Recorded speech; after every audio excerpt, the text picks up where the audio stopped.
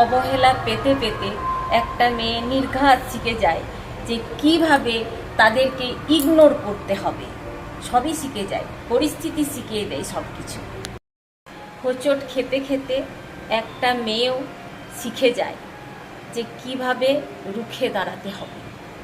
কথা সইতে সইতে একটা মেয়েও শিখে যায় যে ইটের জবাবটা কিভাবে পাথর দিয়ে দিতে হবে।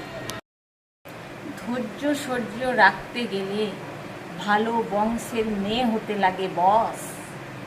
ধৈর্যবান লাগে, ভালো শিক্ষা লাগে, ভালো পরিবার লাগে, ভালো বাবা মা লাগে, অনেক কিছুই লাগে।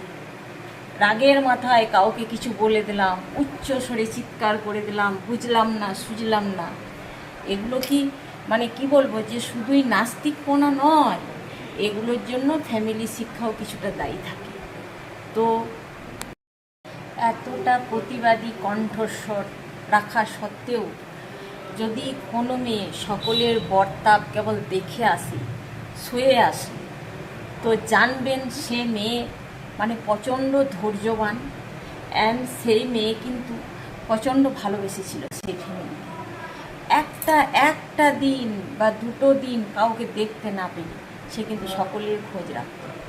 তাতে কারো সাথে কথা বলা থাক বা না থাক, যে অমুককে আজ 5 দিন দেখিনি, কোথাও গেছে নাকি শরীর অসুস্থ, সে কিন্তু প্রচণ্ড ভালোবাসত সকলকে।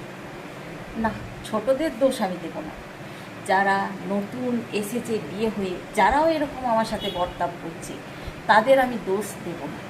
কারণ একটা ছোট বাচ্চা যদি কোনো নোংরা বিহেভিয়ার করে না, তো তার জন্য দায়ী থাকে তার বাবা মা।